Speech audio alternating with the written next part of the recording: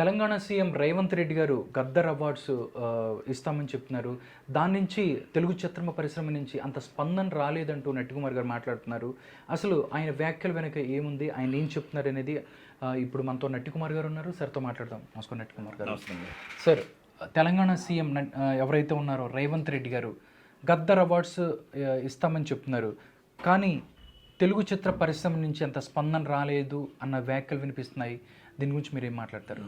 నేను అనేది కాదు సార్, మీకు గద్దరన్ అవార్డ్స్ అని రేవంత్ రెడ్డి గారు చెప్పిన తర్వాత తెలుగు సినీ పరిశ్రమ నుంచి పెద్దవాళ్ళు కానీ చిన్నవాళ్ళు కానీ ఎవరైనా ఒక ట్వీట్ కానీ ఒక ట్విట్టర్లో కానీ ఒక మెసేజ్ కానీ ఒక అభినందనీయం అని ఎవరైనా పెట్టారా? ఎవరో పెట్టలేదు కదా. అది నా మాట కాదు, అది ఎక్కడా లేదు. కాబట్టి అది రేవంత్ రెడ్డి గారు ఒక గద్దరన్న, ఒక దళిత బిడ్డ, ఒక కళాకారుడు, ఒక కవి, ఒక రచయిత, ఒక ఆర్టిస్టు, ఆయన గుర్తింపుకి, ఆయన చేసిన సేవకి, ప్రజల మనిషి, ప్రజానాట్యం అంటే ప్రజల మనిషి ఆయన. అలాంటి వ్యక్తికి ఒక గద్దరన్న అవార్డ్స్ అనేది ఒక దళిత బిడ్డకి ఇస్తున్నప్పుడు మనం అభినందించాలి. అభినందించకపోయి ఎవరు కూడా అయిష్టంగా అసలు పట్టించుకోకుండా ఉండడం అనేది కరెక్ట్ కాదు. 10 సంవత్సరాలు నంది అవార్డులు ఇవ్వలేని కేసీఆర్ గారిని ఒక మాట కూడా అనలేని, ఒక మాట కూడా తోలలేని, ఒక ఏమి మాట చెప్పలేని భయంతో ఉనిగిపోయిన ఈ సినిమా ఫీల్డ్ ఈరోజు ఇంకా కేసీఆర్ గారి పాలన మళ్ళా వస్తుందని ఊహించుకోవడం తప్ప ఈరోజు గద్దరన్నది అవార్డ్స్ అనేది ఒక సినిమా ఫీల్డే కాదు, నాటక ఉత్సవాలు అవ్వచ్చు, ఇంకోటి గద్దరన్న అవార్డ్స్ అని ప్రతి అవార్డులు ఇస్తామని రేవంత్ రెడ్డి గారు చెప్పారు. కాబట్టి అభినందనీయం, మంచి సూచకం అది. ఎందుకంటే ఒక దళిత బిడ్డకి మంచి గౌరవం ఇస్తున్నారు, ఒక కళాకారుడికి, ఒక కవికి అలాంటి గౌరవం రేవంత్ రెడ్డి గారు ఇచ్చినందుకు ఆయనకు ధన్యవాదాలు తెలియజేస్తూ సినిమా ఫీల్డ్ నుంచి ఆయన్ని అభినందించి త్వరలోనే ఆయనకు ఒక 20 మందిని మేము అందరూ వెళ్ళి ఆ మొత్తం టోటల్గా కొంతమంది పెద్దలు మొన్న వెళ్ళి వాళ్ళకి చెప్పుకోవాల్సింది వాళ్ళు చెప్పుకున్నారు.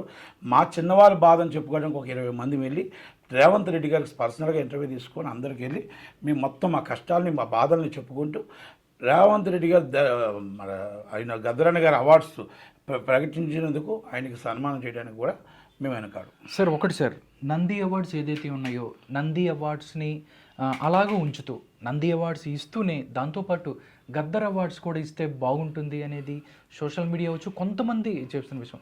ఈ అంశం గురించి నట్టికుమార్ ఏం చెప్తారు? నంది అవార్డ్స్ అనేది తెలంగాణ కాదు, ఆంధ్రప్రదేశ్ సంబంధించి నంది అవార్డ్స్ అంటే ఉమ్మడి ఆంధ్రప్రదేశ్కి నంది అవార్డ్స్, తెలంగాణకి వర్తించదు అవార్డ్స్. ఇప్పుడు ఆ నంది అవార్డు అనేది రామకృష్ణ గౌడ్ గారు ఇస్తున్నారు. అంటే నంది అవార్డు అనేది వాల్యూ పోయింది, విలువ పోయింది. ఎప్పుడైతే ప్రైవేట్ వాళ్ళు ఇచ్చేస్తున్నారో ఇది గవర్నమెంట్కి అనేది ఒక రికగ్నైజ్డ్ ఉండాలి. గవర్నమెంట్కి కూడా ఆ రికగ్నైజ్డ్ కాబట్టి గద్దరన్న గారు అవార్డు అనేది బాగుంది. అంతే తప్ప నంది అవార్డు అనేది ఆంధ్రప్రదేశ్ ఇవ్వాలి. ఆంధ్రప్రదేశ్ పేటెంట్ అది, ఆంధ్రప్రదేశ్కి హక్కు. సార్, ఇప్పుడు దాకా ఆంధ్రప్రదేశ్లో కూడా ఇప్పుడు దాకా నంది అవార్డులు ఇచ్చిన 5 సంవత్సరాల నుంచి ఇవ్వలేదు. వీళ్ళు అడగడానికి భయం. ఆంధ్రప్రదేశ్లో జగన్మోహన్ రెడ్డి గారు ముఖం చూసినా వీళ్ళకి భయం. జగన్మోహన్ రెడ్డి గారిని ఏమంటే ఏమవుద్దు అని భయం.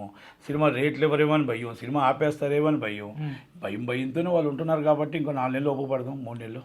ఓకే సార్, మీరేం చెప్తారు? మీరేం చెప్తున్నారు అంటే తెలుగు చిత్ర పరిశ్రమ ఎవరైతే ఉన్నారో వాళ్ళు స్పందించాలి, ఎవరైతే అందరూ స్పందించాలి. గద్దరన్న గారు అనేది ఒక కవి, ఒక రచయిత. ఆయన ఎన్నో అద్భుతమైన సాంగులు రాశాడు.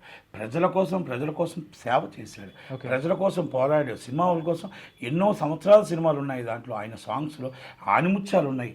అలాంటి సాంగ్స్ పాడాడు ఆయన, అలాంటి సాంగ్స్ రాశాడు. దాసనంద గారి సినిమా ఉరరీక్ష అవ్వచ్చు, ఆర్ నారాయణమూర్తి గారి సినిమాలు అవ్వచ్చు, డిఫరెంట్ మూవీస్. కనుక ఆయన సినిమా ఫీల్డ్కి సంబంధించిన వ్యక్తి. అలాంటి గద్దరన్న వాటికి గౌరవసూచంగా ఆయన పేరు పెట్టడం అనేది తప్పేం కాదు అనేది నా ఉద్దేశం. కనుక అందరూ కూడా గౌరవించాలనేది నా మనవి. ఓకే సార్, దాంతోపాటుగా ఈ ఇష్యూని మనం ఉంచినట్టయితే కెమెరామెన్ గంగతో రాంబాబు అనే సినిమాని మీరు మళ్ళీ రిలీజ్ చేస్తున్నారు. అంటే యాత్ర 2కు సంబంధించి మీకు కొన్ని అభ్యంతరాలు ఉన్నాయంటే ఏదైతే సెన్సార్కి సంబంధించి మీరు వాళ్ళకి ఒక లేఖ కూడా రాశారు. బట్ 8వ తారీఖున రిలీజ్ కాబోతున్న యాత్ర 2 ఈరోజు ట్రైలర్ కూడా వచ్చింది. దానికి పోటీగానే పవన్ కళ్యాణ్ కెమెరామెన్ గంగతో రాంబాబు రిలీజ్ చేస్తున్నారా నట్టికుమార్? No doubt. మీ ఇస్ పొలిటికల్గా వాళ్ళు సర్టిఫికేట్ తీసుకొని ప్రతిపక్షాన్ని తిట్టడానికి ఒక సినిమా తీశారు. మేము ఆల్రెడీ రాజకీయంలో లేనప్పుడు పవన్ కళ్యాణ్ గారు ఆయన ఆలోచనలు ఎలాగుంటాయో, రాజకీయం అంటే ఎలాగుంటుంది, రాజకీయ హుచ్చు అంటే ఎలాగుంటుంది, రాజకీయ నాయకుడు అంటే ఎలాగుంటాడు, నేను ఒక జర్నలిస్ట్గా రాజకీయాల్లోకి వస్తే నేను ఎలాగుంటాను, ప్రజల కోసం పోరాడితే ఎలాగుంటాను అనేది ఈ సినిమాలో కొంత చూపించారు. కాబట్టి ఇప్పుడున్న రాజకీయాల్లోకి అది వర్తిస్తుంది. కాబట్టి కనుక అందుకే నేను 7వ తారీఖు నాటి ఈ సినిమా రిలీజ్ చేస్తున్నాను. 8వ తారీఖు రిలీజ్ చేస్తున్నాను. చేస్తారు. ఎవరు జనాలు ఆదరిస్తే వాళ్ళు సినిమా చూస్తారు. ఈ సినిమా చూసినంత మాత్రాన ఓట్లుగా రాలవు ఎవరికైనా సరే. ఇప్పుడు వాళ్ళు ఏంటంటే ప్రతిపక్షాలు తిట్టడం కోసం సినిమా తీశారు, మేము ఎవరిని తిట్టడం కోసం సినిమా తీయలేదు. సినిమాలో పవన్ కళ్యాణ్ గారు విధానాలను ఎలా ఆయన రాజకీయ నాయకుడైతే, ఆయన రాజకీయంగా పగ్గాలు పడితే, అసెంబ్లీకి వెళ్తే ఎలా జర్నలిస్టుగా ఆయన పోరాడి జనాల్లోకి వెళ్ళారు, ఆ విధంగా ఆయన మచ్చలేని నాయకుడిగా ఉంటారు అనేది దాంట్లో డైలాగ్స్ని కొంత ప్రజల్లోకి వెళ్తుందనే ఉద్దేశంతోనే చెప్పాను తప్ప ఈ చూసుకొని ఓటేసేస్తారు అని నేను అనుకోవట్లేదు.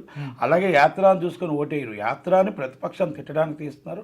మేము అందరూ ఆలోచన పరచడానికి మేము సినిమా రిలీజ్ చేసాం ఆ సినిమాని, అంతే. ఓకే సార్, పవన్ కళ్యాణ్ ఒక డైలాగ్ ఉంది, నాకు సీఎం అయినా ఒకటే చేయమైనా ఒకటే అంటూ. అంటే డైరెక్ట్గా ఇప్పుడు ఎవరైతే సీఎం అన్నారు జగన్మోహన్ రెడ్డికి గుచ్చుకునేట్టుగానే ఉంటుంది, లేకపోతే ఆయన మీద వాళ్ళు తీసుకునే అవకాశం ఉంది. దాంతోపాటు జనసేన అన్న పవన్ కళ్యాణ్ అన్న గవర్నమెంట్ ఎంత ఎగిరిపడుతుంది, మీ సినిమాని థియేటర్స్ అవ్వచ్చు ఇవన్నీ ప్రాబ్లం లేకుండా చూసుకుంటుంది అని అనుకుంటున్నారు. ఏముండదండి, ప్రాబ్లం ఏముండదు. థియేటర్లు అన్నీ వస్తాయి. సినిమా వేరు, పొలిటికల్ వేరు. సినిమా వస్తుంది. కానీ ఫ్యాన్స్ అందరికీ నా విన్నపం, మీరు సినిమా చూడండి. థియేటర్ దేవాలయం, థియేటర్లో సినిమా చూసి చక్కగా నాయకుడికి మాట రాకుండా, నాయకుడికి చెడిపేరు రాకుండా సినిమా చూడాలి. అల్లరి ముక్కలు ఎవరైనా తప్పు చేస్తే దాన్ని తీసుకొచ్చి ఇమీడియట్లీ యాజమాన్యం కానీ పోలీసులకు కానీ అప్పచెప్పండి. ఆ ప్రెసిడెంట్ సెక్రటరీ తీసుకొని ఆ థియేటర్లు జాగ్రత్తగా ఉంచి థియేటర్లు దేవాలయంగా చూడాలనేది నా విన్నపం. ఇది నాయకుడికి మంచి పేరు రావాలి తప్ప చెడ్డ పేరు రాకూడదు అనేది నా ఉద్దేశం. కనుక థియేటర్లు అందరూ ఇస్తారు. థియేటర్లు ప్రేక్షక దేవుళ్ళు రావాలి, ఫ్యాన్స్ రావాలి. ఫ్యాన్స్ సినిమాలాగానే చూడాలి తప్ప ఎప్పుడు కూడా ఇష్యూస్ బేస్డ్ మాట్లాడుకోవాలి తప్ప మనం వ్యక్తిగతంగా వెళ్ళకూడదని నా ఉద్దేశం ఫస్ట్ నుంచి. అలాగే ఫ్యాన్స్ కూడా నేను ఒకటే చెప్తున్నా, మీరు వాటిల్లో ఉన్నది ఆయన స్ఫూర్తిని మీరు తీసుకొచ్చి 10 మందికి చెప్పండి తప్ప మీరు సినిమాలాగానే చూడలేదు. కొన్ని థియేటర్లు చాలామంది ధ్వంసం అయ్యి భయపడుతున్నారు. కనుక పవన్ కళ్యాణ్ ఫ్యాన్స్ అంటే క్రమశిక్షణతో ఉండే వాళ్ళని మాత్రం మనం మారుపేరుగా తెచ్చుకొని ఏ థియేటర్ ఇబ్బంది కలగకుండా చూడమని అడుగుచు రిక్వెస్ట్ చేస్తాను. ఓకే సార్, కొరటాల శివకు సంబంధించి ఒక చిన్నది అవుతుంది. శ్రీమంతుడు సినిమా కాపీకి సంబంధించి ఎప్పటి నుంచో జరుగుతుంది, శరత్చంద్రకి సంబంధించి. అంటే దీని మీద అంటే మీరేం చెప్తారు? కోర్టులో ఉంది ఒకటేనండి, సుప్రీంకోర్టులో ఉంది, కోర్టులో ఇష్యూ ఉంది. అప్పుడు ఇంతకుముందు వస్తున్నప్పుడు కూడా చెప్పాం. కాకపోతే ఒకటండి, ఏదైనా సరే చిలిచిలి గాలిని కాకుండా సెటిల్ చేసుకోవాలా. నేను చాలా గొప్పవాడిని అని చెప్పుకుంటే చాలామంది డైరెక్టర్లు వెళ్ళిపోయారు, చాలామంది డైరెక్టర్లు కిందకి వెళ్ళిపోయారు. అహంకారం పనికిరాదు. అహంకారం ఆల్రెడీ ఆశ్చర్యంతో అహంకారం దింపింది. కనుక మనం ఇదే అహంకారంతో లేకుండా వాళ్ళు చాలా చిన్నవాళ్ళు అదే సినిమా సబ్జెక్ట్ తీసుకున్నారని చెప్పి బతిమలాడుకుంటున్నారు. దాదాపు 8-9 సంవత్సరాల నుంచి బతిమలాడుకుంటున్నారు. కనుక దయచేసి కూర్చొని డబ్బులేమో వాళ్ళు అడగట్లేదు, ఏదో కూర్చొని మాట్లాడుకుంటే బాగుంటుందని నా విన్నపం. వినకపోతే ఏముండదండి, అహంకారం ఎప్పుడైనా అహంకారంలాగా ఉంటారు. ఎప్పటికైనా అహంకారం దిగిపోతుంది. ఆ దిగిపోయిన వాళ్ళు చాలామంది చూసాం, చాలామందికి ఆల్రెడీ తెరమరుగు అయిపోయిన వాళ్ళు కూడా చూసాం. దాంట్లో కొట్టాల్సి ఒకటి వస్తాడు అంతే, అంతకని ఇంకే. Okay sir, last and final sir, ఎవరైతే షర్మిలకు సంబంధించి మీరు పాలిటిక్స్లో కూడా ఇంట్రెస్టెడ్గా ఉన్నారు, షర్మిలకు సంబంధించి సోషల్ మీడియా వచ్చి బయట నుంచి వైసీపీ అటాక్ చేస్తుంది. నిన్న ఒక ప్రముఖ టీవీ ఛానల్లో ఎవరైతే వైఎస్ సునీత మాట్లాడుతూ ఆవిడ చాలా వయసుకు జగన్మోహన్ రెడ్డికి సంబంధించి అన్న అక్క నా అవ్వ నా చెల్లి అంటూ మాట్లాడతారు, కానీ ఇంట్లో ఉన్న చెల్లెల పరిస్థితి ఎలా ఉందని మాట్లాడారు. అంటే కడప అవ్వచ్చు, ఆంధ్రప్రదేశ్ రాజకీయాల్లో వైఎస్ సిస్టర్స్ ఎవరైతే ఉన్నారో జగన్మోహన్ రెడ్డికి షాక్ ఇచ్చే అవకాశం ఉందంటారా?